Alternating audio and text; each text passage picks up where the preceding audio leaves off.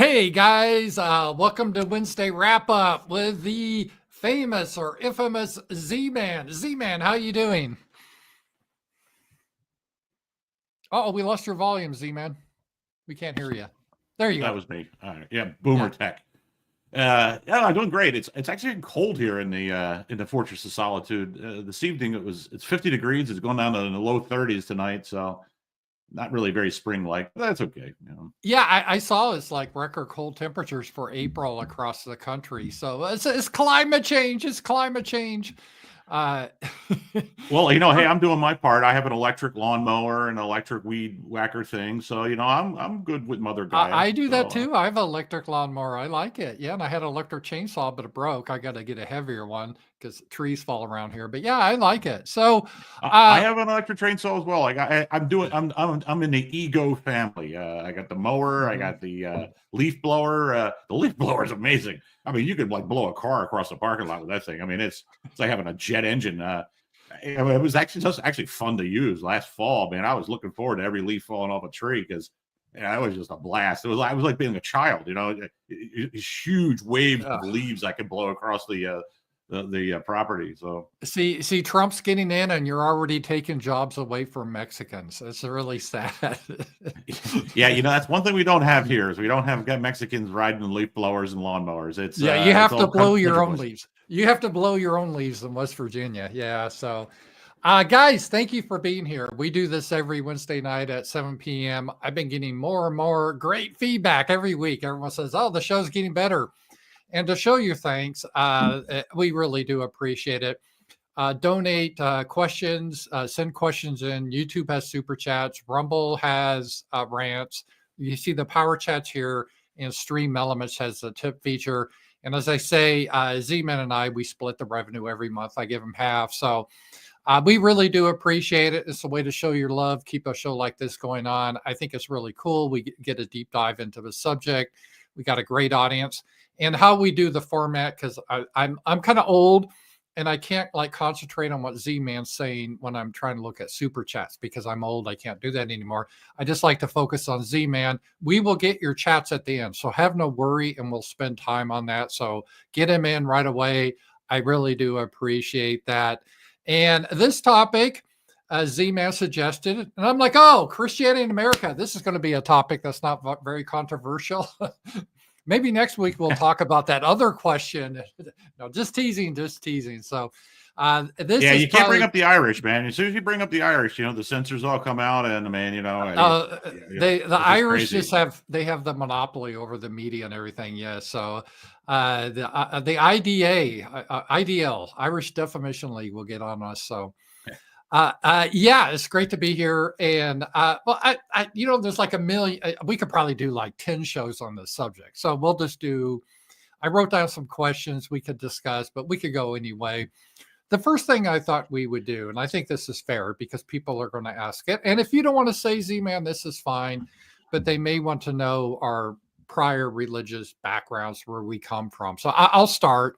I was raised pretty much Southern Baptist. When I was in elementary, I went to a Christian school through elementary school. Then I went to a public high school. I've always been more on the Protestant side of things, but as I read some more, I've kind of varied my views. Obviously, I'm not hardcore religious anymore, but I do think Christianity is important to the West and for a variety of reasons. And again, this show is not so much debating theology, but how it impacts with the background. So that's kind of where I come from. Z-Man, where do you come from religiously, your history? I went to Catholic schools. I'm a Catholic. Look, I attended Mass regularly until about 20 years ago. And mostly I stopped because the priest was a liberal goofball, and he started bringing in people playing banjos and stuff. And I was like, I'm not doing that. That's for the Protestants. Catholics, we don't do that stuff. And but I still remain. I go back to every once in a while. I still remain in communion with the church. And my reasons are, I'll be honest. I'm not the most religious guy in the world. A Jewish guy once said to me, he said he was he was religious, not spiritual. He says it's important to keep up the. I like that. It's kind of the opposite of like what these women say. Oh, I'm spiritual, but not religious. Yeah. Yeah, and it, having it, he says, look, from a Jewish perspective, he says, our people, we have to have these rules, otherwise things will just go horribly wrong. And of course, there's a lot of things you could say in response to that, but I do think it's true to some degree. But in my case, I've talked about this before, but when I grew up very poor and I had a lot of bad choices in front of me, and a Jesuit priest got a hold of me and kind of got me in the right direction. And ever since, I felt like I just owe the church, at least I can show up on a regular basis. I mean, I don't think that's too much to ask. And are Jesuits Catholics? Just a joke. Oh, yeah. Joke there. Yeah. Joke there. Yeah. Yeah. It's funny. The Jesuits get a bad rap, and they deserve a lot of it. But they tend to attract really sort of ballsy guys who, like all my priests were not real happy with this type of men who were involved with the sex scandals, if you get my drift, Yes. Yeah. I mean, I went to all boys schools, and so, I mean, as soon as we hit teenage years, the priests just were fine using certain kinds of colorful euphemisms for those sort of fellas. And, they were they were very conservative in a lot of ways, very intolerant, but they were also very radical in their mind and their approach to things. And that, you have to go and you have to see for yourself. You've got to go. You can't be dogmatic. And that's my approach to everything. I think ideology. I think putting a whole bunch of rules on yourself just narrows your range of options and can blind you to the truth, especially in religion. I think the Catholics deserve a lot of blame, probably for walling up the faith from the faithful in a lot of ways. It just became a machine that operated in medieval Europe in support of the secular rulers and the rather corrupt church, rulers. And but we wouldn't have Christianity if it wasn't for the church either. So it's good. You kind of have your trade-offs there. But yeah, I mean, I'm not there's a Catholic church here that the Brimelows go to, and they like it. Well, actually, his wife goes to it. Peter doesn't go. They won't let him in because they found out that he was an Anglican. But same thing, basically. Well, it's weird. I mean, the Anglicans, everywhere I go, I mean, I have a friend who's an Episcopal minister. He's one of my oldest friends. And basically the church is just full of homosexuals. I mean, it's not a Christian church anymore. I mean, it's just a weird pagan. I often joke about that. Are Episcopalians even Christian anymore? They've gone so woke. And that's one of the things I wanted to talk about, wokeness. But since you said you were raised Catholic, you have an interesting path and a couple of things. Let me back up. A lot of America was Protestant, and you may or may not realize, you probably do, but I know like my grandparents, they grew up in Southern Indiana, and a lot of people in the South, and no offense, but oh boy, they hated Catholics. They didn't even think that was a Christian religion. In fact, today they'll say, yeah, I'm a Christian, not a Catholic. It's really interesting. So there was that really strain in American Christianity, which we can cover. And I was raised with that. Oh, Catholics, they don't even believe in the Bible. They worship statues and all that type of stuff. Is what they would teach in the school I went to.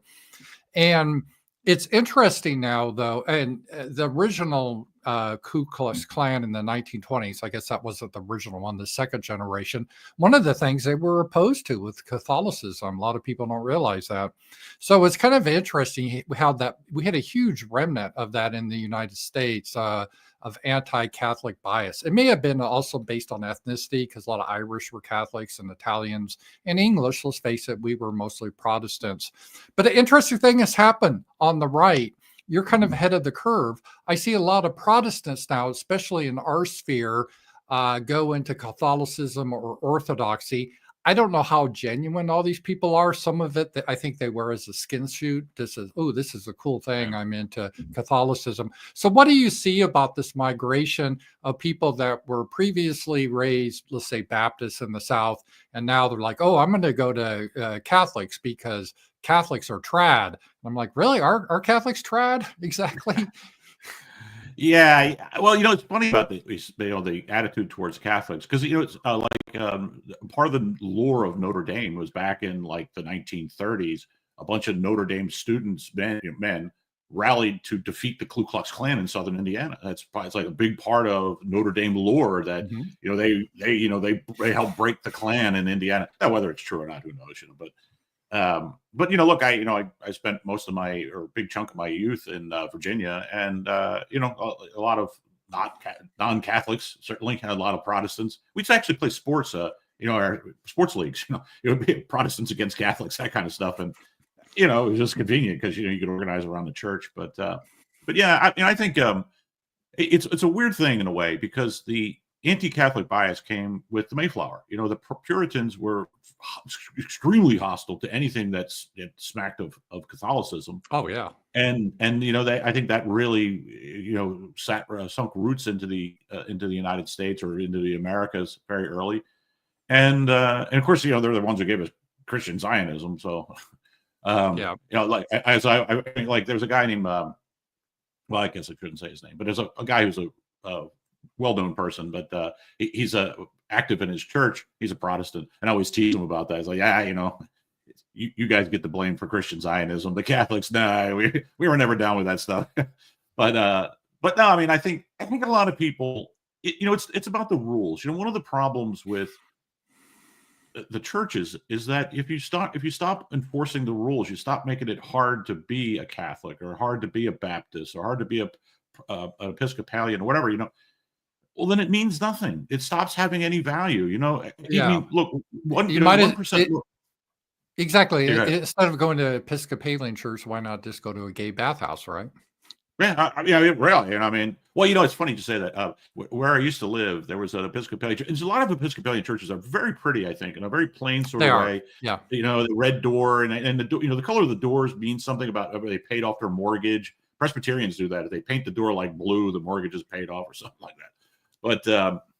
But still, they had this, those things they put up like with a fan on it. It's like that wacky guy thing, that's like at car lots. Well, this Episcopal church had one that was rainbow colored because they were celebrating LGBT stuff. But the problem is that the little wacky guy's hand got kind of tangled up. So basically, they just had a giant phallus, rainbow colored phallus outside the church. People are driving past and actually slowing down, taking pictures like this. I mean, it's just completely ridiculous. And the Episcopal minister or bishop in my area, she was a woman, of course, and a lesbian, and she was also a chronic alcoholic. She had like 12 DUIs and finally killed somebody and had to send her to jail. I mean, the Episcopal Church is a train wreck, but anyway, I don't want to get on that. But don't want to upset our Episcopalian friends. But I think it's the breakdown in rules, and so people say, well, I want to go someplace that has rules. It makes it a little hard for me to get in, And there's it's the magisterial part of it as well. When my friend became he late in life, about 15 years ago, he got ordained as a Episcopal minister, and I went to his ordination, and it was up in upstate New York. It's a beautiful cathedral. You walk into it, and you're like, oh, this is beautiful. And when you are around beauty, it opens your heart and your mind to God. I mean, that's the whole point of these buildings, and having these weird churches that look like corporate amphitheaters, and all that other stuff, and it's all loosey-goosey. It doesn't do the same thing. So I think a lot of people, particularly younger people who maybe don't, let's face it, religion has been completely chased away from the public square. I went to the grocery store on Friday, and I went on Monday. I went to two different stores. I go to this bougie store once every couple of weeks, and then I go to the local Piggly Wiggly. No Easter stuff. And I actually went to the local one just to see if there was any Easter stuff. What they had at the Walgreens, they have an aisle that says seasonal items. That's their Easter aisle.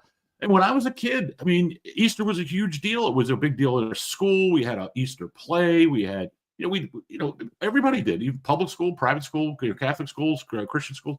Everybody did Easter stuff. You had Easter egg hunts. We had it in a town. We had like a big event. I don't see any of this stuff anywhere now. Yeah, it's really been purged out. And it's interesting about how young people, this is not what they predicted, because I remember it was during the time the Protestant churches anyway, I don't know about Catholics, some probably Catholics did. Oh, we got to be more relevant to the youth. So we got to have more hip music. We got to have it so you don't have to dress up to go. you got to have the youth pastor that has long hair, man, and jams on the guitar, talks about Jesus. And because they thought that would attract the youth. But now I see the youth. I'm good friends with a literal astrophysicist. He's a brilliant man, but he's a devout Catholic, very young man. And he goes to a Latin only mass because he wanted that. So we're seeing a craving for tradition. And I think that was one of the purposes of religion. Well, forget the part if it's true or not, but it provides a foundation for people, and it always has historically in the United States. If you read the people that they very religious people, most people went to church. I'm not saying they were all believers, but it was just part of the community, and it regulated right for wrong. And I think by removing that, and that was being mocked by the usual suspects in the 60s and 70s, I think it's taken away of an important foundation. So would you say that Christianity is important for America, and I guess even Western Europe? Is an important function? Yeah, I mean, I look, everybody has to have a religion. I mean, there's some European people are held together by morality. We judge, Right. Sub-Saharan Africans, it's tribes and clans in the Middle East, and there's different. But Europeans are unique in that we are open to strangers, but as long as they abide by our acceptable moral codes, and that's how we judge each other. Where we're unique in that way. And so we have to have something to believe in, and dildos and trannies and that kind of stuff. I guess I shouldn't say that on YouTube, but all that kind of stuff. That's not a religion that that serves anybody's interest. It's not even paganism. Paganism had a point to it. We tend to use that word paganism as a pejorative, but if you actually read Norse mythology, it was a vitally important way of binding people together. It was a folk religion that we have to sacrifice for our group because all these different things. So you have to have something. And I think this is where I always get in trouble whenever I write about this, is that I say, look, religion evolved and keeps evolving. And we as Americans, and maybe I look at the Christian nationalists and say, they're not entirely wrong. They get a lot of stuff wrong, and they get a lot of criticism, and maybe they deserve it, but not entirely wrong though. We probably in the new world need to kind of evolve a new form of Christianity that fits our time and our place with the same core message. Because if you go back and you look at what early Christians believed, they were all over the map, man. They had all kinds of stuff because, guess what they didn't have? Bibles. For the first, 200 years, they didn't have written text. I mean, they had things here and there, but it wasn't to what was it, 385? You have the Council of Nicaea, where you start to formalize what it means to be a Christian. I mean, and you have the Nicene Creed, and they purged out the heretics like the Gnostics and so forth. Yeah, and the Arians, not those Arians, the guys who follow the guy named Arius.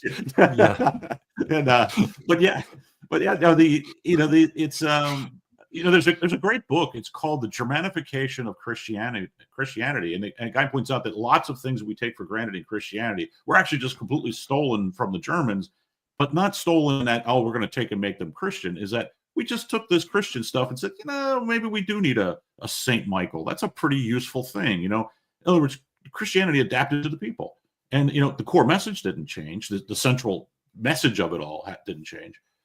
It's just all the other stuff around it. It's you have to have a lot of doors in a house, in a religious house, and the problem with a lot of the churches, I think, is that they closed all the doors off. If you want to be an Episcopalian, you got to be down with all that goofy politics.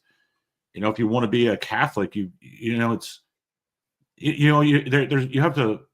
to take all these, steps to be a Catholic, but you have to put up with a lot of nonsense there too. The Catholics, you have a good conservative church, but like the last one I went to, the priest was a goofball. I mean, he was, obviously he was playing for the wrong team, if you know what I mean, Yeah.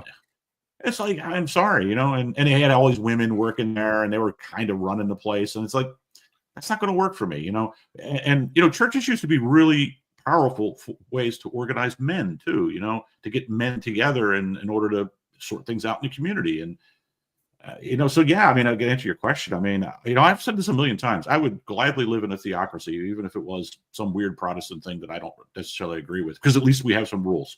You know, we have a clear set of rules. I think one of the, and I've seen your writings on this, and I'm not going to push back. I just have a different view. A lot of people do. You're obviously very intellectual. You know the history of the church, and you look at it as how societies took religion and adapted to their societies. But a lot of people, they believe in a religion.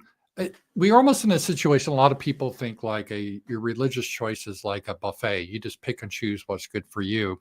But how I was raised, and I don't know, I think a lot of people are this way, is no, there is a truth, and we have to align with the truth. And it doesn't matter what we think. And the truth comes from Protestants, the Holy Bible. And if you vary from that, then you're going away from the truth. God has given his law, all the prophets, the Holy Spirit, was in like the Apostle Paul and so forth. And so it's not something that they're picking because it's good for society, but they believe it's really true. They honestly do believe literally in a heaven and hell and salvation and all that. It's not a metaphor. And so I don't know how you really, this is a problem of trying to invent a new religion. Well, I guess Scientology did it, but in general, people have to believe it's real, or at least a big part. Otherwise, they go away from it. Do you understand that a little bit? No, yeah, I mean, I get that. I mean, it's a very common pushback, and I get that. I mean, to a great degree, religion is comforting. You know, if you were raised your whole life as, say, a Southern Baptist, and that is, you know, what you're familiar with, it does two things. One, it provides order, both spiritually and you know, going to church and things like that. You know, the mechanical parts, but also it orders your mind, but it also provides you that hope. You know, hey, everything around this is that I live this way according to the tenets of being a Southern Baptist, and no matter how terrible this world is to me, I'm going to sit at the feet of God in his next life. You know, I mean, that's right. Comforting, and that's important. I think that is important to people, but you also I think one of the things that has happened to Christianity in the liberal age is it's become an excuse for a lot of people to not do anything. You know, to say, hey, I'm going to waste this life because, well, hey, I got the next life and that's a really cool one. Well, no, you have this life. You know, God didn't give you this life to just say, oh, well, the world sucks, it's terrible, and I just have to persevere, you know? And a lot of people take that road. Yeah, didn't someone say faith without works is dead? I don't know if that was William Buckley or not. Just kidding. Someone older than him. Yeah, I think it was Hitler. It was the guy behind you, I think, actually. Not Trump, but yeah. Yeah, I mean, I think it's one of what I try to do, and this is something my observation is that people in right-wing politics is that there's a group of people who are generally believers, they have faith, they attend churches or they read their Bible on a regular basis, but they don't talk to non-believers very much because they are in the defensive crouch, and understandably so. And then there's another group of sort of secular people who just feel as if hey, I don't know this. Anytime they talk about these issues, they'll get corrected. Oh, no, you know, this or that. Because, I mean, look, if you just randomly pick people who identify as Christian, you put them in a room, they're not going to agree on anything. You know, they're going to start squabbling over, you know, and that's, you know, it's understandable. But you know, my reason, the way that I write about religion the way I do, is because I firmly believe that we don't fix this without talking about it. We need to bring religion in general back into the public conversation. People need to be feel comfortable and saying, well, look, I didn't, you know, person X says, hey, I didn't grow up in a religious family, but you know what? I took a class online on the Old Testament and the New Testament, and now I have some understanding of this stuff, and they can feel confident in talking about it, even if they don't really believe in a particular way of this. But it sends them down the path of being able to find a group of people to which they can belong. Because, you know, we're too big a country to have one religion. We're going to need a lot of regional versions of this again. And it has to start somewhere. And I find it very frustrating because, look, I've spent my whole life in Catholic schools. I'm comfortable talking about religion. And I know people will disagree with me and say, oh, well, you're a Catholic or whatever, you know. And that's fine. No, I'm okay with that. You know, as long as people are talking about it. You know, if you're hiding from it, then it's dying. You know, it's, you know, I mean, it's just, if you're keeping your religion at home and you go out and you're not religious or not willing to talk about it, then what's the point? Yeah, and I always thought that idea of a separation of church and state, which by the way is not in the Constitution. I think it was in a letter by Thomas Jefferson, and it's kind of taken out of context in that religion is always going to influence the state. I don't know how you get around that. I'm reading about the Civil War, and part of it, abolition, that was a very religious thing. John Brown, he was a nut, but he was very religious. And so there is that moral component to it. So the interesting aspect of it is when Christianity starts to go down a weird route that we see, well, for example, this would be a good time to get into Christian Zionism. As a disclaimer, I know Christian Zionism very well. I was sort of raised in that environment. And in a convoluted way, they have of the end times, and Israel is God's, chosen people, and God blesses those who bless Israel.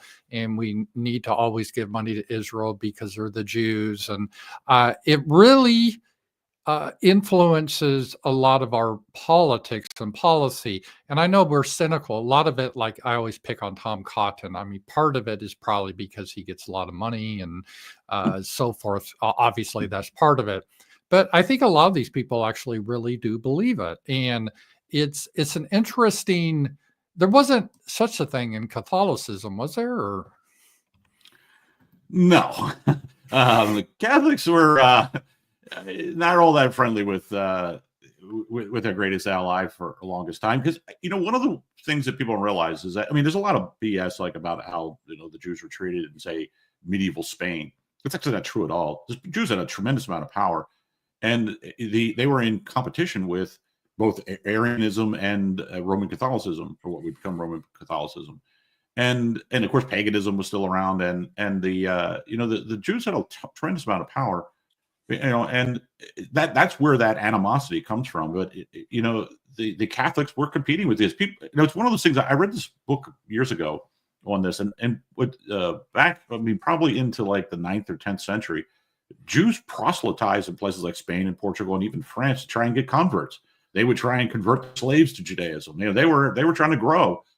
And it's only because of a lot of laws were passed and a lot of pressure that they eventually realized that trying to convert people meant their village got burned down, so they stopped doing it. But now, of course, it's really hard to become Jewish. I mean, I guess I mean, if you get into banking or something, I guess it just happens to you. But Jews and Catholics were in deep competition for 500-600 years for. In Europe. And my experience, well, we in high school, when we learned about the Old Testament, we actually brought a rabbi in to teach us, from a Jewish perspective. And the Catholics just looked at it and said, Jews are just outside the communion with God, and we hope they change their minds. We hope they come to their, come to their senses. And but otherwise, if you refuse to be in communion with the church, well, that's you're just, there's no special place for you. I guess that's the way to put it. But I think probably, the official stance on Israel by the church, I haven't really thought about it very much, but it's probably pretty, modern liberal type stuff for the most part, I would guess. But nothing like Christian Zionism, which, is one of those Puritan things. The Puritans picked up on this stuff in the 16th century, and they started to come up with this idea of, hey, the end times, because they had this scatological view about how the world's going to end, and hey, one of the parts is that the Jews are going to head all back to Israel, and Israel will be reborn, and it's one of those things that people get mad at me for. But you sitting down, or me sitting down, and just reading scripture on our own, that's not enough for us to understand what the intent behind those words, because we're reading an English translation. It might not be a perfect translation. They still squabble over his English translations. I mean, I was listening to a podcast the other day. There's actually competing groups now arguing over certain passages in the King James Bible and stuff. I mean, what was that, 500 years ago, the King James Bible? They're still fighting about this. And of course, it all was written originally in Greek, and the people who Jesus spoke Aramaic. So allowing people to just sit there and read your own Bible by yourself and be a church of one, that's a terrible idea. It's the same dumb idea as democracy. A lot of people need help with this. You need to be taught what matters and what this stuff means. And as a result, though, of not that happening, we got Christian Zionists. We got Ben Shapiro telling thousands of boomers that they got to sign their put Israel in their will. Yeah, I think that was always a traditional argument that was pretty strong with Catholics, is that you need scripture, but you need authority to go along with it. Otherwise, you get things like Jim Jones, right? He was big on the Bible, but he ended up with some weird cult in the jungle of South America. So you can get people to get really odd views on the Bible when they just go their own way.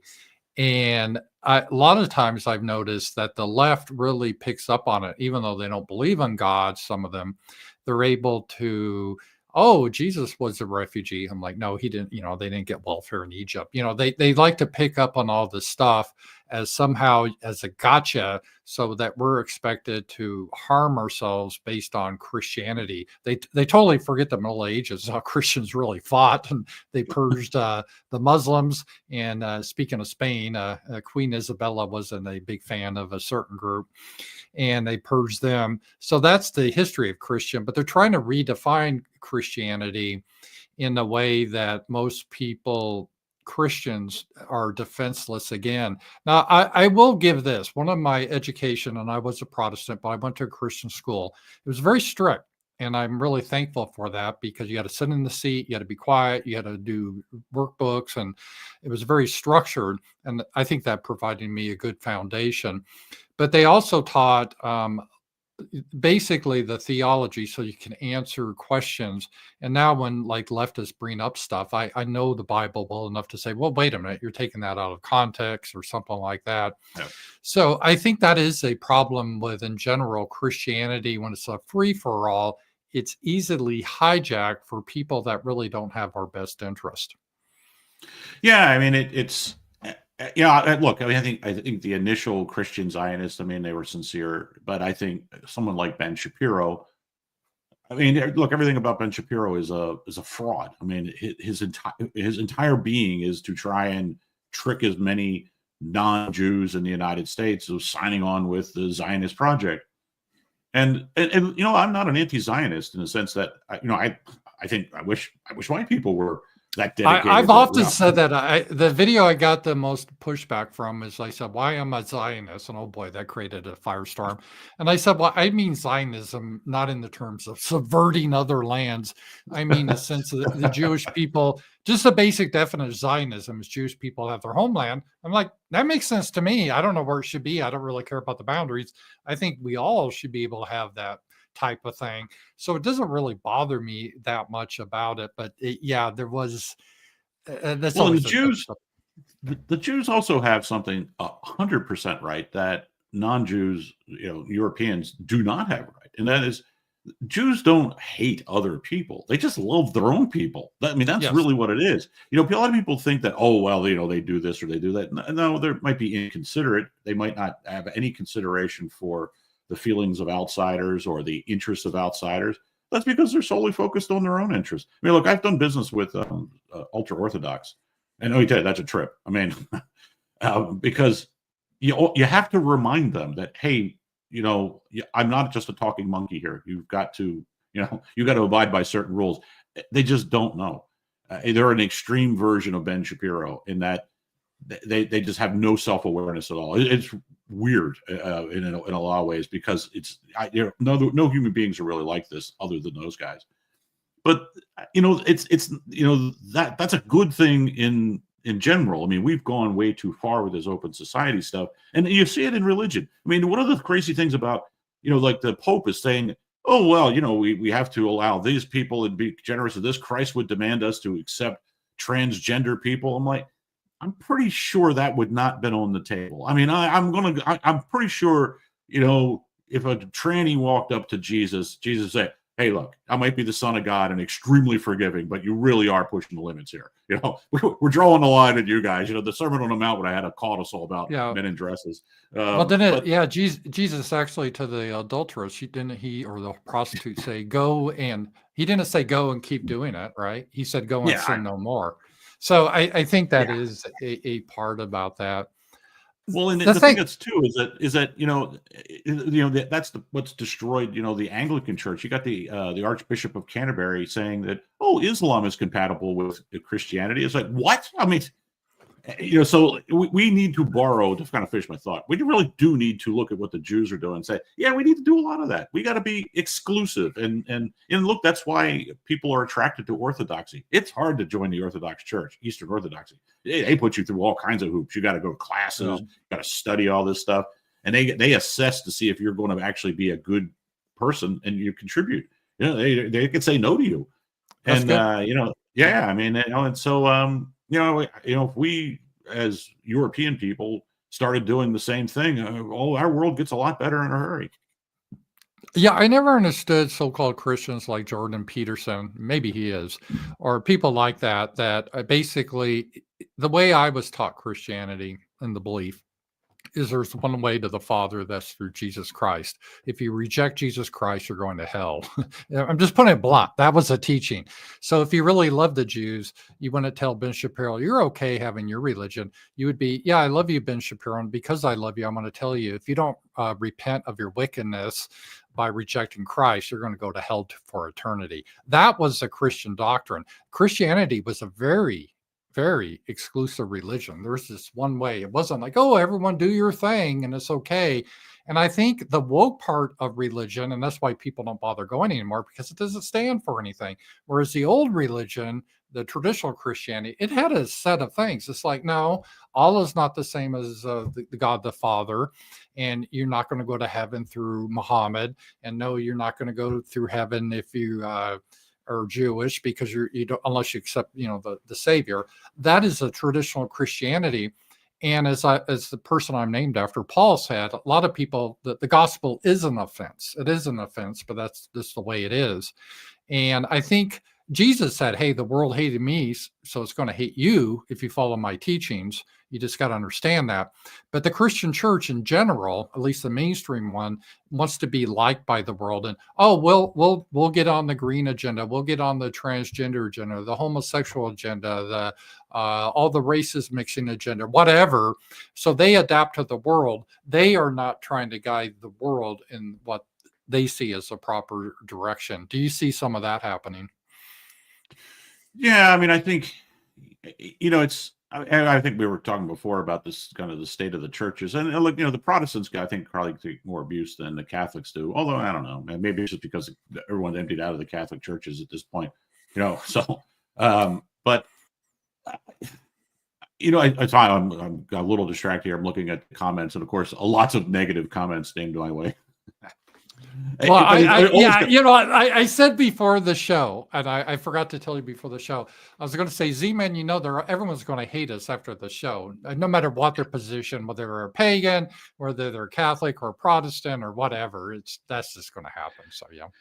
Yeah, that's funny. There's only really one other subject that kind of gets, because what it does is it brings out both, not just people who are religious, but the like spurgy sort of religious people. Right. There's a guy who turns up my comments all the time who is absolutely sure that his version of Christianity is the only version, and any deviation, even in the tiniest little way, that's it. You're just you're no better than a guy who worships Baal or something. And and so, but it's. The thing about it is that I don't mind this. This is kind of one of those subjects where, and this is where you see, having gone to Jesuit schools for a long time, the Jesuits would teach young people to say, look, there are lots of on-ramps here. There's lots of roads here. When reading scripture, they would talk about the literary aspects of it and understanding it from a literary perspective. So you understood that, look, this was written for people who are pre-literate. This would be read to them. They would hear this, because they were used to this. They were used to these oral traditions, and it needed to be compelling. It needed to, keep their interest, and that kind of approach. And I really do believe that. I think, yeah. Look, if you are a person who generally accepts the premise of Christianity, all these differences in how churches are structured really doesn't matter all that much. Right. Well, and getting back to Jesus, he had the argument with the Pharisees and the Sadducees about they followed all the religious practices, but they didn't, they want to care for someone in need or something. And I think that's a good point. And there is a point. This is my change of thinking. When I was raised a fundamentalist Christian, they would believe, for example, the book of Noah was a real story. He was swallowed by the big fish, and because he wanted to go to Nineveh and blah blah. That story if you're familiar with it. But as I get older, I'm like, well, that probably didn't happen literally, but in a spiritual sense, I can relate to uh, uh, no, it wasn't Noah. Who's the guy that got swallowed by Jonah? I'm sorry, guys. Jonah. Yeah. Yeah. Jonah Goldberg. Yeah. Yeah. He got swallowed by the big fish, the whale or whatever. And I just like Jonah, I've experienced that spiritually in my life where I've been swallowed by the whale and spit out a different way. Meaning, God, if you don't go the right path, he will put up roadblocks in front of you. And I think that's the spiritual meaning of it. And there's a lot of stuff that's talks about in the Bible that is meant, even the people at the time didn't believe it literally. It was just Jesus talked in parables. It wasn't lying. It's just telling a story so people how they could understand things. Yeah, I think that it's the the argument in favor of, say, rights, right, individual rights, is that I'm trying to remember now. Is it Mark? No, it's Luke, I think. God, I can't remember off the top of my head. But anyway, there's a patch. Is it Luke? No. It's one of Paul's letter to the Romans. And it's people will know this. I just can't remember off the top of my head. Where basically it says the law is inscribed on every man's heart, and it was in context of hey, Gentiles or don't know about the law, but they do know the law, and it's this, and that's what Aquinas picked up on and said it's in every man's heart. We have this understanding of natural law, the natural rules. Right. The law of Abraham is not the law of Abraham; it's the law of God, and it's the law of the God's creation. And this idea that we all have the same potential to have the same embrace of the law and the same embrace of the Lord is fundamental to Christianity. I mean, that is the big change. That is the revolutionary aspect of Christianity. Every other religion at that point said, you can't get in their club. You weren't born in the right family or whatever. And I think, that's why all this differentiation between different groups and all that. I mean, even Mormons, it's probably close enough,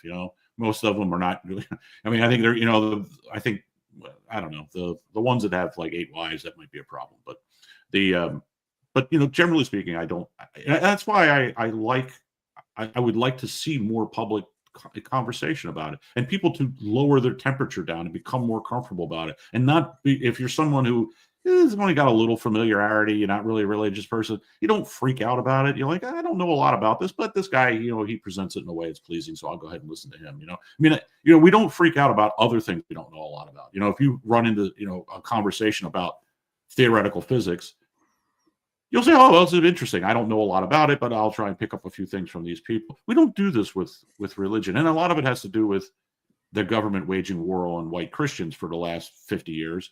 What was it, 1972? When did they take religion out of schools? It's Madeline Murray O'Hare, right? So that's right around that era. Yeah. So I mean, for half a century, it's been a war on Christianity and trying to drive it out of the public square. But we have to drag it back. I mean, that's just, it has to be done. And it's one of the things that's disappointing about Trump in a way. It would have been nice if after he went through all this experience that he sort of reconnected or tried to reconnect with his religious upbringing. I think there was a little hints here and there, but it just hasn't seemed to happen yet. Yeah, I think he has mentioned that Christianity is under attack and he won't tolerate that. I mean, obviously, he's more focused on anti-Semitism and that sort of thing, but at least he'll throw Christians a bone. I don't think he is personally that very religious, but that was his upbringing. And I think he has the heart of the importance of Christianity in a society because it defines us. So, I do think the attack on Christianity is real. And why do you think people hate Christians so much? You know what? I think Yeah, I think I can't say it. I'm trying to. There's probably a way to say it on YouTube and Rumble and everything else. There's that. Let me just say the religious region, and I'm saying the Bibles because their deeds are evil, and their father's the devil. So obviously they hate the light, and maybe there's some truth in that. They know what they're doing is wrong, and they hate to be judged, because the worst thing in our society now is to be judged. Oh, the Bible says you shouldn't judge. Like, yes, it does. In the same place that it says the Sermon on the Mount, do not judge as a hypocrite, but judge rightly. So it actually commands us to judge in the right way. People don't see. I did Bible school so long, I remember all this. A lot of people don't. So judging, though, people don't want to be judged. They don't want to be told that their so-called lifestyle is evil and wicked. They want to be accepting. So no matter what they do, no matter how wicked and evil, and that can change, they, hey, I want to have sex with farm animals. We're going to accept you. That's not Christianity, but I think that's part of the reason is that, and it also associates with our people, the European people, the Western people, whereas Islam can be tough too, but they're kind of scared of Islam because they could be beheaded, and they see them as an attack on our people. In Judaism, they just kind of their own thing. They don't really try to, yeah, obviously they have a lot of influence, but from a religious point of view, I think turning it back, what we said at the beginning, that guy saying he's religious but not spiritual, I think a lot of Jews don't even believe in their religion, but it's their community. Yeah, look, Judaism is a folk religion. Folk religions are, hey, these are the religions of our people. This is our God, and that's what it is. It's a pre-modern religion. And there's a lot of modern scholarship going on about how, look, Christianity in a lot of ways is the embrace of Hellenism, and in a way the rejection of of Judaism, the core, which that would have been before the rabbinical Judaism split from the what would they call it? Was it the Jewish temple, whatever? I can't remember the name of it, but when the temple was destroyed, then you get this rise of rabbinical Judaism, right? And but there's this split that happened in the Jewish world, and that Hellenism became an important part. And look, it's how we get this whole Athens and Jerusalem business. Tertullian said, it's not, we don't need Athens and Jerusalem when we just have Jerusalem. And what he meant was we don't need reason when we have faith. We don't need to have both. And the reason you hear this Athens and Jerusalem stuff is Leo Strauss took that from Tertullian, and then, of course, he subverted it into, you have both of these. You have the Jewish tradition on the one side and the Greek tradition on the other. That's what makes Western civilization. In other words, the rest of us were just bystanders. We didn't have anything to do with it. But how do I get onto that? I'm sorry, I got off on a little rant there. I just popped into my head. That's a good point, though, because I want to ask this, because this is the whole concept that this is not just obscure. I don't know if you saw the Joe Rogan thing. Was it Douglas Murray on there? Yeah. And he's an advocate that Western civilization could not exist without the state of Israel, which I found kind of surprising, because I didn't know Western civilization started in 1948. But there is this idea, and so this is how religion I think it's her way of trying to square the circle of, well, all this sort of nationalism is bad and genocide is bad, but not if it's Israel, because without Israel, if they were all gone, we would all collapse. But if it should be Christians, it would be bad, but we would still exist. So you do see this fusion they're trying to make together, which, from, again, my traditional Christian roots is, no, Judaism is in error because they didn't accept their Messiah, Jesus. So it's falsehood at this point. Whereas they're trying to merge it all together as one thing. Yeah, a guy like Murray, who I find detestable, because he's just as phony as a $3 bill. But and he's queer as a wooden nickel there. He's a twofer, and yeah. But I find him detestable because this is a guy who would be completely intolerant of any sort of Christian assertiveness in Western society. Yet he carries on as if we are all required to worship Jews. It's just weird. That's the real weird part. If I were Jewish, I would find this very very often. Well, wasn't the guy he was debating also Jewish, and he found it weird? Yeah, Murray's not Jewish. He just pretends to be. Oh, The that's other right. guy, He was yeah, actually debating a Jew. That's right. Yeah, yeah, and that the Jew yeah, was finding this weird, but yeah. yeah. It's the state of things is that you have two homosexuals debating the American relationship with Israel on the Joe Rogan show. I mean, Yeah. it's like, come on, can we bring a straight white guy into this? I mean, can we have somebody, who actually has something on the ball for our people instead of having Yeah. these No, proxies? that'd probably be hate. Yeah, yeah. Yeah, but no, I mean, it kind of dovetails back into the whole Christian Zionism business. But I think in a lot of ways is that it has support because it's the one way people can be assertive in their Christianity because, hey, it's in support of Israel. There's this guy, he's still alive, surprisingly enough. His name's Hagee, I think. I don't know if you've ever seen these. Oh gosh, I know about him. He's a weird. If you guys don't know, Dave Hagee, John Hagee, I think it is. He's that Could big be, fat yeah. guy that Yeah. he's actually. Yeah, he just believes that in order to basically be saved, you better give money to Israel. It's bizarre. No, yeah. I mean, he was running these YouTube ads saying that he was raising money to take food and supplies to Ukraine for the Jews in Ukraine. I'm like, it's not that many Jews in Ukraine. I mean, well, you can take the money and fly them out. You can fly all the Jews to Israel, and they'd be fine. A lot of them But left when the war started. oh, and Yeah, I mean, yeah. He does those ads about, can you give some money to these poor Holocaust survivor women? I'm like, my God, how old? They must be 100 by now. I mean, aren't they getting money from everyone? It seems like, I don't know. It seems kind of strange. But yeah, that is a guy that is the most extreme Zionism I've ever seen, to the fact that he actually denies the gospel of Jesus Christ. He actually does, because he doesn't think Jews need the salvation of Jesus, which is heretical based on the Orthodox point of view. So I would say he's not even Christian at this point, but he's really running this scam. But that's an example of extreme Christian Zionism that I think actually surprises a lot of Jewish people, how some Christians can be more Zionist than they are. Because despite the propaganda and what we see online, here's a dirty little secret. I don't know what the numbers is, but it's not like every Jew really supports Israel. A lot of them don't really care. And but Christian Zionists, boy, that's their number one thing. Like Bernie Sanders, I don't think he's a big Zionist or anything like that. So it's sort of, when we're talking about our relationship with Israel and why they have so much control over us, yeah, there's that one group, but you also got to throw the Christian Zionist influence in there too.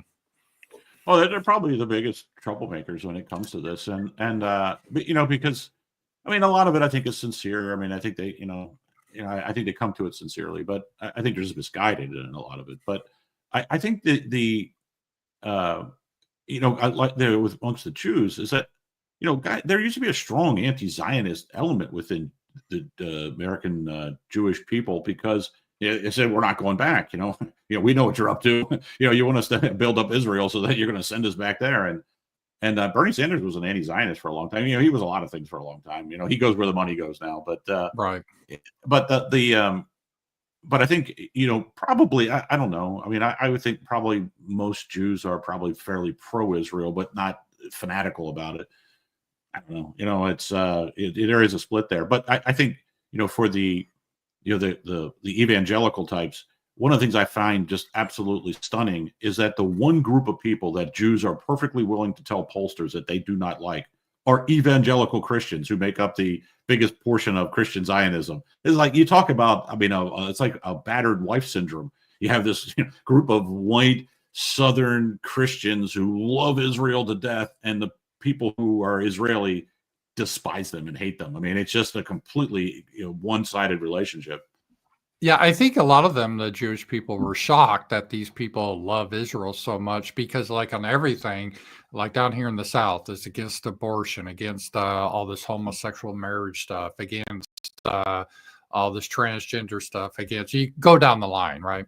And mostly Jewish people, not all, they support all that, especially like in New York City. Yet the people in the South they worship these people that stand for everything that goes against their religion. And it's just, it is kind of amazing how that is.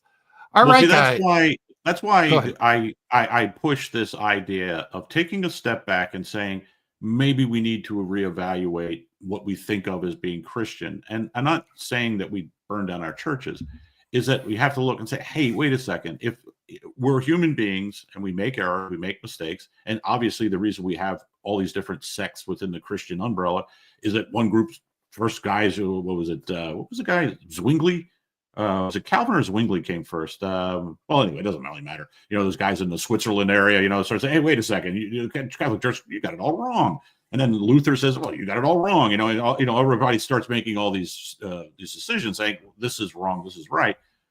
Well, I think we need to do that again. We need another Reformation. And because if your way in which we're practicing this religion or this collection of sects within this larger thing we call Christianity is leading to the destruction of the people who made this religion possible and can make it and can continue to bring people into the church, well, then we got to do something different, because we do have a duty here to make this world as good as possible. That's our Christian duty, Yeah, and I would argue from the Protestant point of view that the Bible already supports a lot of my positions. For example, worshiping Israel, that is actually, if you read the book of Acts and Romans, they talk about, it's very clear that we're in the new covenant and you shouldn't be a Judaizer and go back to like the dog to his own vomit. We're in a new thing now, and you're actually committing a great sin if you go back to Judaism. It's very clear on that. I don't know how anyone could think otherwise. And the Tower of Babel or Babel, how do you pronounce that? But that's a metaphor against globalism, and God has created the nations. So I think there's a lot of things in there that can lead us back. It's just most people, they're not really familiar with their own religion. And they really get, because you get these chicks that are, oh, I'm spiritual, not religious. So they really don't understand Christianity, and they get bamboozled by all these charlatans. That can't bamboozle me because I went through the nightmare of Christian school. I remember all this.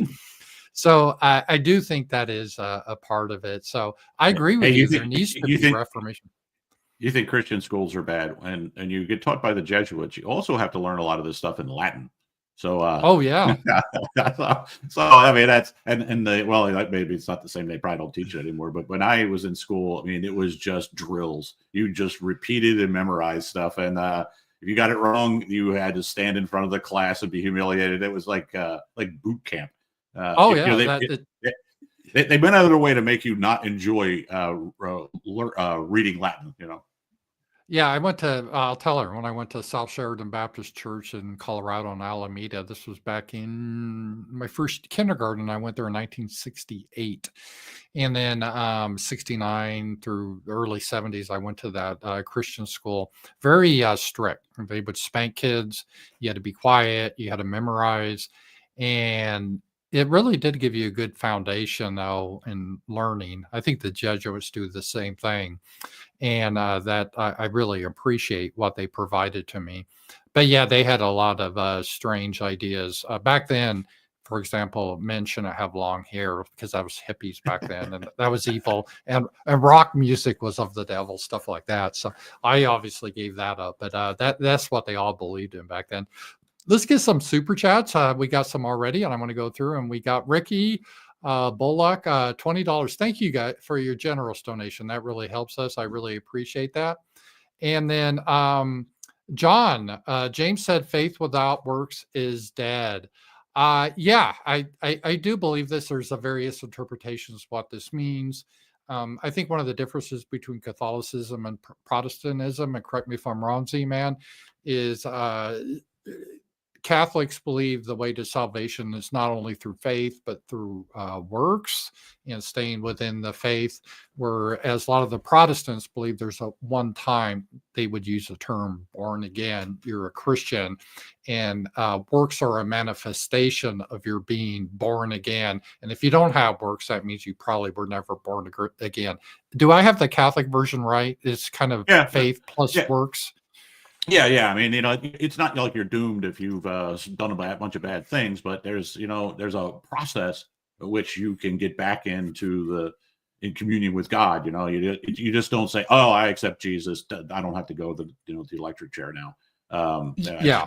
Yeah, that doesn't work That that was way. always the problem I had with some Protestants is like, well, you could, as long as you accept Jesus as your savior, which you gave the sinner's prayer, then you can live your whole rest of your life just murdering people if you wanted to.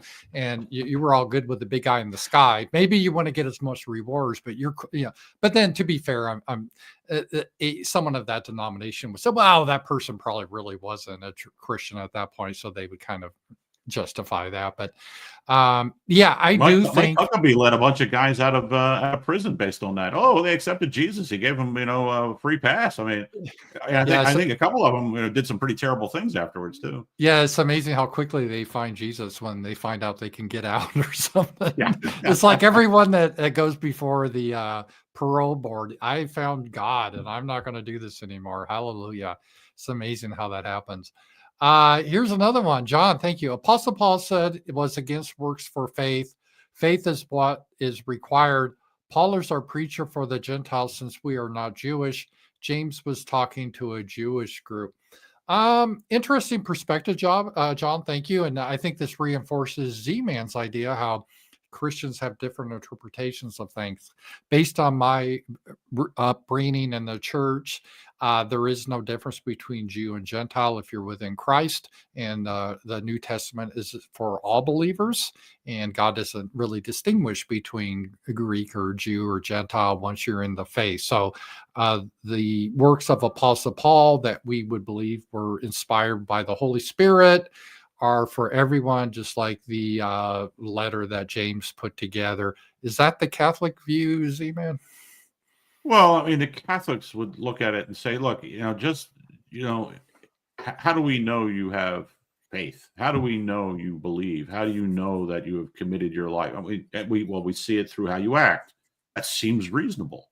If you're genuinely sincere in your faith, you're going to act a certain way. I mean, I think one of the real differences in Christianity, and you see this in Islam, by the way, is that one side says God gave us reason, so that's part of the toolkit we have to be in communion with God, to accept Christ. We have to be able to rationally do it as well as do it in our heart. There's two sides to this, and so you can't just ignore one and say, well, nope, the Bible says it right here. I got my 10th translation of the English version, which I got at the Walmart. It was on sale, and my interpretation says this, and I'm okay.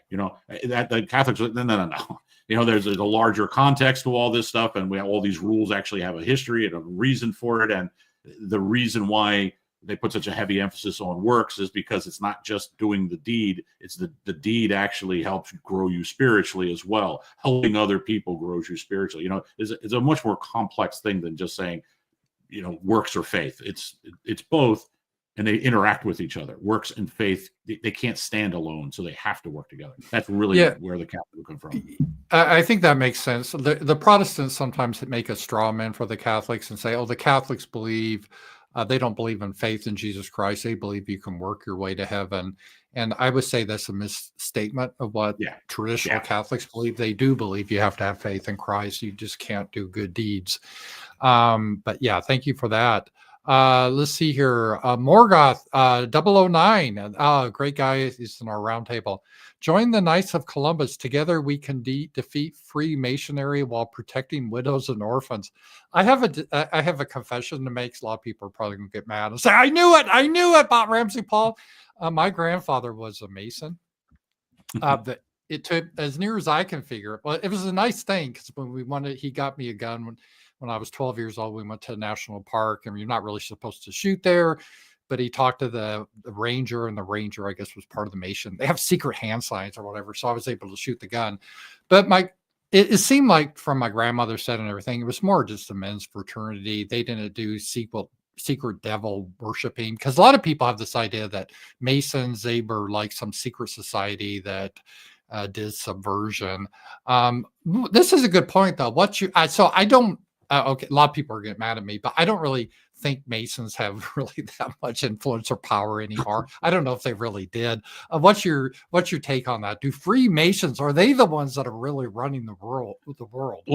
Well, you and I lived in Maryland for a while, and they would run ads on television, radio, all the time of the Masons. Come join the Masons, because they just don't have enough people. That's all these old farts that And I have a couple of buddies who decided to join the Masons. They joined the Masons for the absolute wrong reason. Is that they have they run a poker game out of the Mason Lodge. And they wanted to be a part of it. But one of them actually really found out that, this is a lot of fun. He's organizes stuff to charities and things like that. Yeah, they do a lot of charities. It's a fraternity back in my grandfather's day. I think that's all it was. I don't think they did secret plots, but I don't know. Maybe he couldn't tell me. Yeah, I'm a big fan of bringing that stuff back. I mean, I would really love it if somewhere around here there was a place I could go like that, and it was just the guys in the county. We get together, have a few beers, watch TV, whatever, and just hang out together. I mean, it's a wonderful thing. And if you can do it around a church, it's even better. But so many churches now are run by women. That's that's something we probably should have addressed earlier. But that's a big problem too. If you're a man, going in a church it's almost unmanly now in a lot of ways. So women have too much authority in the Bible. Paul warned us against that. Paul, inspired by the Holy Spirit, which is from God or is God, warned us about women preaching over us. So that is a thing. It's amazing how much divisions there's been in Christianity, because that just came in my mind. You talked about Calvin and Luther, but when you had the Orthodox split, wasn't it something to do based on the nature of the Trinity? Did the Holy Spirit derive from the Father, or was it eternally coexistent? There's something. I don't remember anymore, but I remember we had to learn that stuff. I remember what I remember about it is thinking is like, really, this is what your hang up is. This is what they would kill over, you bastard. Well, recently I did I did some writing on the Council of Nicaea, so I wound up reading this chronology of the thing, and I'm kind of laughing to myself because Jesus was of the same essence of God, and another side says God and Jesus are the same essence, and no, I mean, it's really just absurd in a way, but I mean there really is a deeper divide there, and they weren't wrong. I mean the winning side won by basically saying, look, we have to do it this way because otherwise people think that Jesus wasn't actually God. He's the son of God, and but still, I mean, it was just, I'm believing this. I'm like, God, man, can you imagine being in that room and listening to this? I mean, I think a lot of the participants had to be thinking, man, I don't know, maybe I'm going to join another religion, if I got to do this all day. And my understanding too, I don't want to be cynical, I'll probably be called a heretic, but didn't Constantine basically told them to get together and figure out their shit and come up with and because so it was like, you get together and figure this out with a committee. And then even during it, he basically said, it sounds to me it's like these guys have the better argument, and so those guys said, oh really, how about we chase those guys off? Does that mean the meeting's over? Yes, it does. Sounds like a good plan. So it's a good example of how there always has to be somebody in charge. Yeah, there does. Morgoth, thank you. Oh, we did that one. Thank you. Ryan, thank you. $10. There is a line in X-Files where one of the characters says, man has grown tired of waiting for miracle and mystery. Science is a religion. No greater explanation exists for them. Thoughts? Well, I'll let Z-Man answer this, but I'll just give my one perspective. My good friend, who is an astrophysicist, he studies galaxies, brilliant man, professor type. He's a devout Catholic. And I asked him about it, and he goes, science does not have all the answers, and it's not incompatible in his view. And this guy's brilliant, that there is a spiritual realm. So I do believe I'm a big fan of science, and a lot of people have already got mad at me, Z-Man. I don't know if I told you this. You may not want to do a show with me anymore, but I do believe the earth is round. Sorry about that. I know people are going to get mad at me saying that, but I'm a sphere cuck. So I do like science, but I don't think science answers all the questions to us. And I don't see the conflict between science and Christianity. Your thoughts on this whole thing? with science? I'm going to come at it an entirely different way. I think that science says that there is an answer for everything, and I think that's a huge mistake. Because it means that every problem can be solved and there's an answer to everything, and there's only one answer. I think there's lots of things in our existence that defy reason. We don't understand them.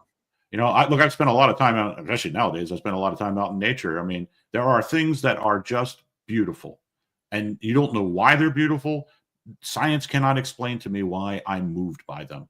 And that goes back to what I said about there's a guy named Tertullian, a very early church guy, said, it's not a battle of faith and reason. It's not, you have to have faith and reason. You have to have faith, and reason is nice, right. Because faith allows you to live, to enjoy beautiful things, to be terrified by terrifying things, to be, awed by the idea that when we die, we go someplace else. We don't just molder in the ground. That's so I think science is just kind of this thing on the side here, that the great mystery of life should really be front and center to all of us, because it'll let you to live. It'll let you embrace life and enjoy it as much as you can, because we only get one of them as far as we know. Yeah, and that's why I think religion gives me a lot of comfort, and I can't answer all the questions. I don't think anyone can. Getting back to the Bible, the book of Job was sort of about that. God said, well, where were you at the creation of the universe? You weren't here. So there's some things I don't think we can understand, and I'm okay with that. I'm okay with that. That is a really, really good point you bring up, the book of Job, because it's probably the oldest book in the Bible, the oldest one we have. And that is a different version of God. God's saying to Job, who in the hell do you think you are, buddy? I've been around a long time. You don't know shit. I mean, it's a really great line. It gets forgotten when people talk about, especially the Old Testament. But I mean, this early on, and Nietzsche actually focused in on that particular part and said there was a sort of early sense of our religion or religiosity that was much more pure and almost childlike, that we just accepted the fact that the world was incomprehensible in many ways. And I've always think that's we've done ourselves a great disservice as modern people by believing that there's a solution to every problem there, and that's not true. Right. And a lot of the stuff people struggle with, the nature of evil. Why did God allow evil? I just say, hey, that's above my pay grade. It's not for me to worry about. It makes it easy. Maybe that's a cop out, but hey, lets me sleep at night, right? Ramsey Paul is 100%. Jesus is the only way to God. Yeah, that is the traditional Orthodox Christian point of view. I believe even Catholics at least used to believe that, right? That if Allah wills it, yeah, sure. You sound like a Jesuit. Let's see here. K-Max, thank you. How much did George W. Bush harm Christianity in America? Our worst president, who betrayed his voters by a war in Iraq and open borders, they all emerged and the Christian right disappeared. One of the things, I was briefly acquainted with Mennonites. They're kind of related to Amish, but they're not as strict. One of the things I did admire them, I went to some services, is they can keep themselves very separate from politics and the government, whereas a lot of the Baptist churches will have an American flag and, Jesus wants us to bomb those people in the Middle East and so forth. And I do think that is harmful when people use the name of Christianity for their, in this case, George W. Bush cause. How would you comment on that, ZMAN? I mean, yeah, I have to admit I may not be the most objective here. I detested George Bush. I did too. So, look, I voted for him in 2000 because I thought Al Gore was having a mental breakdown. But yeah, I mean, I agree with that. I think, I've always been put off whenever I've been in any sort of church service and politics comes into play. I mean, look, I knew a official black guy who was actually a minister, and he was really very entertaining. He's one of the backflips and all that stuff sort of ministers. Yeah. And you go to a black church, man, it's a workout. A lot of people don't understand the differences between black and white churches, and you see it in their politics where and we'll get back on. I didn't mean to interrupt this, but it is funny because it's a two-way conversation between the minister and he gets going, and then they're like, "That's right, yeah, preach it, amen," and it goes back and forth. It's really fascinating. Hey, I felt like Jim Belushi, remember, or John Belushi rather, in the Blues Brothers. Where I felt like doing the backflips down there. Yeah. But I mean, the thing about it is that there was no politics at all in it, and it was just very. And I think there's something to say for that. I mean, look, there's a lot. Let's face it. If the best thing that our churches could do is help us all just be better people in how we act and how we think and how we do things, that's a huge improvement just right there. You don't have to worry about how we vote on abortion and stuff like that. Right. I mean, it has a real thing, because I can remember as a kid that influenced me. I was with another kid, and I was probably 10 years old, and he was saying, "Hey, we could steal this." It was from someone's backyard. I forget what it was, a toy or something. I'm like, no, that's just wrong to do. And he goes, well, we won't get caught. But I still had that internalized because I went to a Christian school. That's just fundamentally wrong to do, even if no one else sees, because God sees. And that was in me. So right or wrong, that helped to keep me on the straight and narrow then. Of course, since then, I've really deviated to a lot of bad things. But that's an example. I think it can have an impact. Jesus used parables so people wouldn't understand them until it was time for the passion. Also take the stupid person's wager. Safer to blindly believe the Bible. I don't know. I think the parables were meant to be understood. Sometimes they didn't understand them.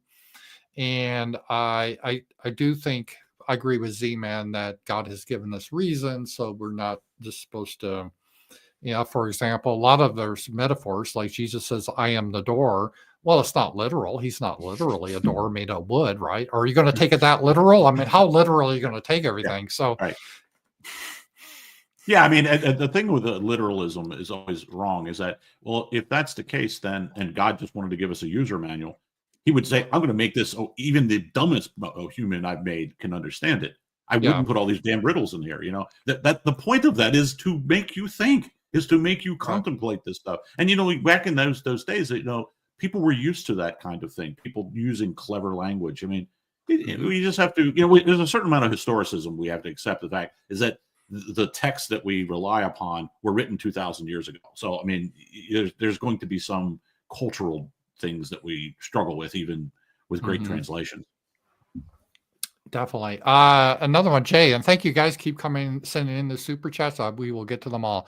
Christianity, in many ways, is a combination of Hellenism and the Second Temple Judaism. Yeah, we have some people, and I'm not a big fan, like Adam Green makes his whole thing. He's very anti-Jewish, but he makes this whole thing that, well, Christianity is just Judaism. And Jesus, did was a Jew? And I would say, yeah, he was Jewish, but to me, that's not a big issue. But how do you look into this? There's a criticism that we should reject Christianity because it's from that. It came from their religion. Yeah, I mean, it's just so midwit, I mean, I mean, look, what we understand to be Christianity is our man, Western man, full of sin, full of errors, trying to implement the word of God in our lives. If we understand that, then we realize, yeah, sure, it started with a Jewish guy, but all the Hellenism was going on at the time, had a huge impact. But also when the Christians started migrating into the rest of Europe, they ran into the Germans and their religions, and it changed. I mean, you just accept this, that it has changed and it has continued to evolve, and it continues to evolve today. You can't. I mean, if we're going to say that, if we're going to say, oh well, that was Jewish. Well, so was banking. I mean, so was so medicine, and I mean, we can. I mean, where do we end with this? Before long, we're all living in caves. I mean, I don't know. I think that's why I get so. I struggle to maintain patience with the people who obsess over that one issue. Because they take it to so extreme. It's just, it gets tiresome. And I'm not trying to pick on Adam Green, but that's all he talks about. That's it. Some people, that's their whole subject every day. I'm just going to talk about that one issue. And if you're a Christian, oh, well, look at you. Look just how foolish you are to believe this Jewish cult. And I'm like, okay. Yeah, they're all going crazy over Daryl Cooper because he was on Rogan and all that, and he didn't do Roman salutes while he was on there, and I mean, it's like, come on. I mean, this guy actually introduced the question that, hey, maybe we rethink the narrative of the Second World War. I mean, it's a huge accomplishment. Just be happy with that, Yeah, a lot of these people, yeah, they're just, it's just a weird, that's a weird cult, in my opinion. For $20, can you feed a disabled Jewish widow for a month? Could you help pay 1/20th of Ramsey's Paul new chainsaw? Oh, yeah, he heard my chainsaw broke. I'm going to have to buy a bigger one. One of the things you learn living in the woods is trees fall down, even on your I have a driveway. crap load of them from the winter that I have to go. Yeah, they do. They're pretty beautiful, God's nature, but then it falls down. It's just like I always make fun of these, no offense, these ethos that like, oh, I'm a trad girl. I'm running around half naked in the field here in Arkansas. I'm like, really? Yeah, I want to do that. I mean, I have to wear boots, otherwise I get ticks on me and chiggers. I don't know about West Virginia. I don't want to run around barefoot in the fields out here, but the state bird of West Virginia is gnats. Okay, so you don't want to be out in my field in summertime. Trust me. Yeah, I know. It's like even when I'm all covered up, I get ticks. Jesus was a carpenter. What if Jesus had a chainsaw? What would he carve? $20. That's Morgoth always has interesting questions. We don't know if Jesus was a carpenter. We know Joseph, his father was. We assume the son takes over from the father, but there's also stories that he was really devout and he was a rabbi, or he was talking to the rabbis in the temple. So I'm not really sure about all that. I don't know what Jesus would carve with a chainsaw. I'm pretty sure that Jesus probably had like a great sense of humor, so he would have made something very humorous. I mean, yeah. If you're going to do carving up chainsaws, you got to do something that's fun. Who knows? Maybe he did the commission for a cross that he was hung on, right? Maybe that would be one of those ironies. So yeah, absolutely. Yeah. Hello, guys. Wow. Since when did Z-Man post face? Oh, it's ever since we've been doing the show. His face has been public. I think you were the first dissonant right person I ever heard about a decade ago on the Rebel Yell podcast. Much love. Yeah, Z-Man has always been really great. You have a great voice for radio, that's for sure. So I'm sure everyone's told you that. I hope they don't tell you, oh, you have a great face for radio. That's an insult. But no, yeah. I got to tell you, I never in a million years would have known this. When a guy from Canada, his name was Kevin Michael Grace, he interviewed me like 10, 12 years ago. And I didn't want to do it because I thought he was stupid, but he was a nice guy. And when it went up, all these people, well, you got a great radio voice. You sound like you should be on NPR and stuff. And I'm like, I had no idea. I never even thought about it. Yeah, you do. You have a great voice, so that's good. Let's see, Rick, $10. What about Mormonism? Their churches have no Christian iconography, and they believe God impregnated Mary. I don't know exactly all the Mormon doctrine, so I don't want to try to speak for them. I know they believe a little, the Joseph Smith, and they do believe like when you die, you get your own planet or something. And I don't know. And I'm not, they seem to be, it sounds kind of cool. They seem to be good people. Every Mormons I met, they're always cheery folk. And so I'm not anti-Mormon, but I was raised that Mormons aren't Christian. They're a cult, just like the Jehovah Witnesses. And of course, a lot of the Protestants think Catholics aren't Christian because you guys worship statues. So that's, I don't know. Catholics, when I was in Catholic school, they just politely skipped over Mormonism. I mean, we did Buddhism, we did Shinto, we did all the religions of the world. They just skipped Mormonism entirely. And I will give it this. I'll give it this. It's a uniquely American religion. I don't know what else started in America. Maybe Scientology, which I think was just a joke that turned into a real religion as a science fiction writer. Those are the only two religions I think that came from America. I could be wrong. Well, L. Ron Hubbard was a crazy guy. He got thrown out of the army for shooting at things that didn't exist. I mean, he was a complete nut job. He was nuts. He was. But he started this whole religion that Tom Cruise is in, I believe, and the whole it wasn't John Travolta, and John Travolta, they made a lot of it, and they became like a mafia type. We talk about that one little group, but this just shows a lot of groups. My dad, he worked at Mountain Bell. He passed on last year, but he swore he made a joke. In Mountain Bell, they had what he called the Mormon Mafia because there were so many Mormons that they looked out for each other, kind of like other ethnic groups we know do. So maybe there's a lesson there. Yes, there is. Absolutely. I mean, I think, granted the whole Thetan business with the Scientologists and all that stuff. All right. I mean, you take the good with the bad, I suppose. But I mean, we can look at these guys and say, hey, the Jews have a lot of good things going on. We can borrow from them. Yeah. And the Mormons, and I mean, the L. Ron Hubbard business. I mean, what L. Ron Hubbard says, and look, this goes back to something I said before about reimagining Christianity for our present moment. That kind of gets to it. It's like, well, we're going to keep the core message here, but we're going to maybe not necessarily flat planets or space aliens or anything like that. We have to be limited to something reasonable. But there's a lot to be learned from these new religions. Look, it's hard to start a new religion, and somehow or other, a schizophrenic started one. And oh, he did. It's amazing. Yeah, got to give him props for that. Yeah. Oh, hey, huge donation, $55. Thank you, Morgoth. You're a great donor. Thank you. You mentioned the Blues Brothers movie changed my life. I drive a police car because of it. I think he probably does. Morgoth is a really creative guy. You should see his workshop. He has swords and everything else. We are on a mission from God. Expand on that.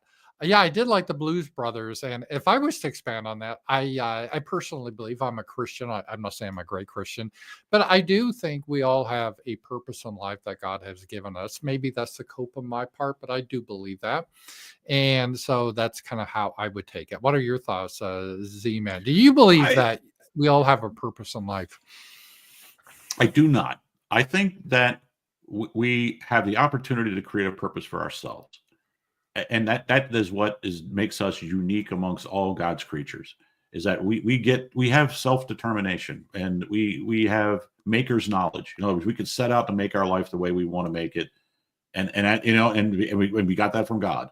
And I cringe when people say, oh, God has a purpose for me, or God has a plan, or no, God is expecting you to do your part. You got to stop trying to shirk your responsibilities and say, oh, well, it's God's will. No. That's what Muslims say. They say, oh, if Allah willed it. No, you have a duty, and that's a Catholic in me coming out, you're definitely not a Calvinist, and they believe in the predestined, some people are. Years ago, before the YouTube and everything, I was on Liberty Forum. I got in this big argument with a professor in philosophy in Finland. He was a big determinist, that everything in your life is determined based on something else. And I don't believe that. Of course, he would say you were determined to say that. So, it's one of those endless things. Yeah, it sounds like paganism to me. But I've often joked to say that, the big mistake the Catholic Church made was not burning enough Calvinists. and Calvinists, they had like the 4-5 points. I don't know. They had all these different type of things. So $5 super sticker, no comment, just donation. Thank you. And we're going a little later tonight, but Z-Man, they're throwing us money, so we stay. On parables, see Matthew 13:10-15 and Isaiah 6:9-10.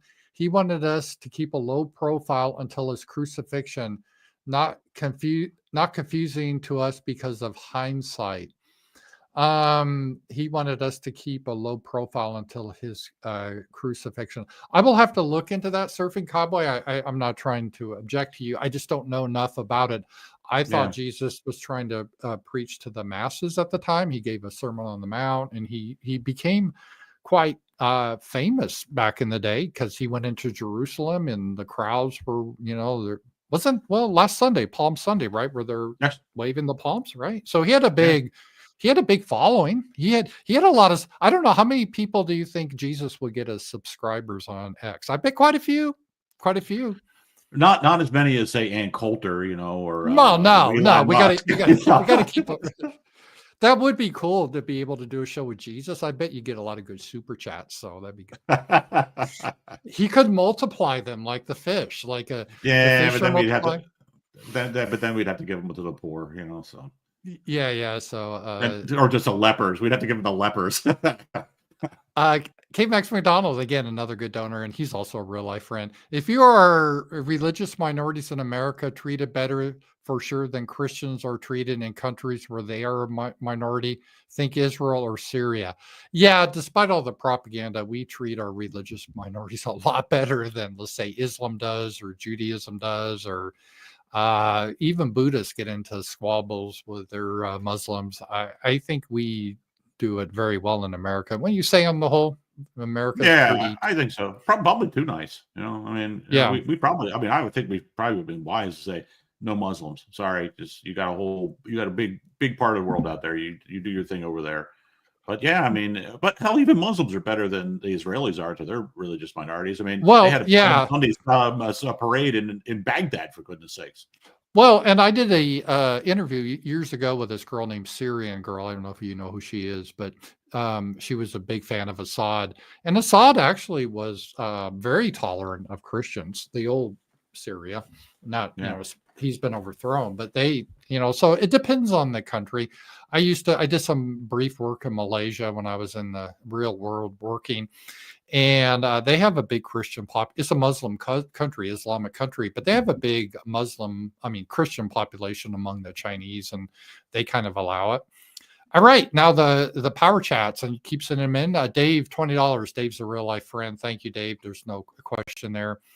Tiny Tulip, great conversation. Converting to Catholicism this Sunday, born Jewish. Well, God bless you.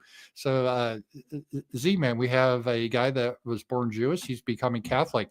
Do you think there's any connection between Christianity and socialism and communism? Yeah, definitely. I think that was a lot of people take Jesus as being a communist, which I think is ridiculous. It's a misunderstanding of that. And the Apostle Paul, I believe, wrote that if you don't work, you don't eat. Am I misunderstanding that, Z-Man? Well, just understand that every time a Jew converts to one of the to Catholicism, the Pope zooms all the other heads of the churches and does this. We got one. And actually, the Mormons do that. They have a point system for converting people, and you get maximum points for converting a Jew. Oh, geez. Okay. Yeah, it's one of the things I learned about knowing Mormons. You only get you probably get not very many points for a Scientologist. That's probably just But yeah, you get negative points. But I'm sorry, I lost track of what was the. Well, he was asking. This is a Jewish guy that this Saturday is becoming Catholic. Congratulations! And he's asking, do you think there's a connection between Christianity and communism? Oh yeah, sure. Marx actually spoke. I mean, Marx knew his scripture, and he spoke about Christ all the time, and how how a lot of his moral claims were rooted in scripture. But I mean, there's people who send bombs to people in the mail who said they're inspired by Christian. Scripture. So, but yeah, I mean, I do think so. Look, it's always been a part of it. You got the levelers, remember in the English Civil War, you had the levelers who were basically proto-communists. That was the 1580s, whatever it was. So yeah, I mean, I think there's always, early Christians were very communitarian and stuff. So, I think, there's, you could also blame Rousseau. You can blame a lot of people for communism. Yeah, but I think the idea that Jesus was a communist is an anachronism. It doesn't even make sense. Yeah. I mean, that's you like call him a racist or something. Yeah. Was Jesus anti-Semitic? He was transphobic. Let's see. Wonder Boy, $20, another generous donation. Did you hear about the new State of Union that was just erected in Sugar Land, Texas? It was funded by the Hindu religious leaders of India. It's a big, ugly statue. I thought it was a parody. Yeah, I did hear about that. And as we have the First Amendment, I guess they're allowed to do that, but I find that somewhat objectionable. What's your thought on that, Z-Man? When I saw that thing, I'm thinking the scene when Charlton Heston comes down with the tablets and he sees them worshiping the ram. He breaks them. Yeah. Yeah. I'm thinking, we somebody needs to topple that thing over. Oh, that doesn't belong here. Conquerors erect statues to their gods in the conquered cities. That's what that is. I am deeply offended by that. I think that thing should be torn down. We would never tolerate a giant statue of Jesus, right? So, putting religion aside, that's un-American what they've done. Yeah, I think so too. And I remember that Jesus with a whip. He had a whip and took out the money changers. You remember that? I don't know if they teach you that in Catholic schools. And he told Didn't you tell Peter to sell your stuff and make sure you get a sword? So That's right. Abel, a little Bible trivia for you. Abel, $5, no question. Thank you for that. And let me just go through the rants. This definitely inspired a lot of stuff here from people. Scrawny Raisin, $5 rant. Okay, Scrawny Raisin, I'll try to get your rant here. Let's see here. And this is why I keep the chats at the end. Scrawny Raisin, yep, $2. Thank you. Let me just see for I don't see your message, Scrawny Raisin. And I'll tell you what I do. And this is for anyone, if I should miss one, I don't want to, I don't do that on purpose. If I should do that, just send me in ramseypaul@gmail.com. And I promise we'll cover it, next week for free, because I don't want to leave anyone out.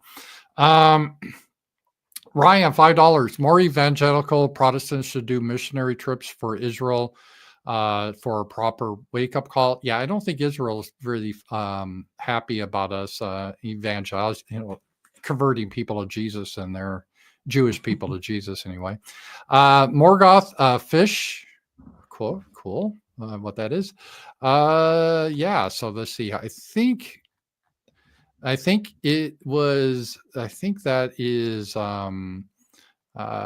that's it.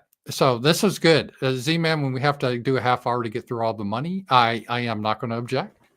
Yeah, it's always good. It's a good topic, and I enjoy, look, some topics, I actually like the space topic, but no one else did. But yeah, I know that was our worst show. I thought we went well, but it's like no one, like now we have 1,075 people. The space topic, we have like 300. No one cared. But what I find though is that when whenever I talk or write about religion, I get a ton of responses to it, and yeah. I know a lot of it is negative, but I think it's because, in fairness, people who are religious, particularly I think public sort of Protestants, people who would like to talk about their faith publicly. Catholics don't. Catholics are kind of told you shouldn't do that. It's inappropriate. You just, you're not supposed to. And I think a lot of it has to do with the fact being Catholics were a minority for a long time in America. But I do think that the war on Christianity has been reached a point where everyone is in a defensive crouch. And if you mention religion at all, people get, I'm going to get angry here because this guy must be up to something bad. And, I take these slings and arrows, not because I'm a hero, but because I think it's the only way forward. We're just going to have to muscle our way through it. And this is still a very religious country. I was just out today. My neighbor's a 80-year-old rancher. He's still active on his tractor. He waved at me today. He goes, yeah, it's a beautiful day. And I'm like, yeah. And he goes, yeah, God has created a beautiful country here. And he meant it literally. And I go, yeah, you're right. So we still are, I would say, a religious people, or a lot of people are still Christian. And so I'm not writing off Christianity yet. I think it is still in there. So excellent show. So thank you all, and we will be back next week, Wednesday. I don't know the topic. If you have ideas, send us to either me or Z-Man. Z-Man sometimes bounces ideas off me, sometimes I do. Oh, we got another one. $5, Morgoth. So in conclusion, money and religion are related. Who knew? What a surprise. Fuck space. Yeah, people are more into religion than space. And obviously we didn't get too much into that. Like I said, we could do like 10 shows on religion, and let's face it, there's a lot of grift aspect to religion. Like the televangelists, people have got really rich over the years on religion. Yeah, I mean, I was going to joke and say that I should wear one of those white suits. Like, remember Ernest Angley back like in the 70s and 80s? You'd wear the white suit. But you know what though? This is a topic we should come back to, but like pick specific things and be more, more in depth. Maybe talk about scripture or because after all, you are trained in a much different, tradition than I was. So it could be a lot of fun to go back and forth. I mean, I'm sure you're more knowledgeable with your more formal training, but I know a little bit, so we could do something like that. Yeah. Yeah, I mean, when I was I gave a speech at American Renaissance, and someone asked me about Christianity. And I started talking about how, people get uncomfortable about it. I actually pointed to some people and said, look, they get uncomfortable, they start to squirm. And it's not because they don't have faith. It's that they've just been beaten down. You're not supposed to talk about this stuff. And that's a part of the rebellion. is just been to talk about our stuff again. I agree. And one final super chat, KMax. In Islam, mocking the Prophet Muhammad causes riots. In Hollywood, mocking Jesus's crickets. Why is this? Well, Christians tend not to behead people. That's probably part of the reason. Yeah, but things change. Yeah, you never know. Exactly. I mean, there's always hope. There was a time that Christians didn't tolerate. They weren't as tolerant. Let's just put it that way. So. Yeah. So guys, again, thank you for the great show. We will be back next week. This is one of my favorite shows. And thank you, Z-Man. Excellent as always. And I will talk to you guys later. Bye-bye.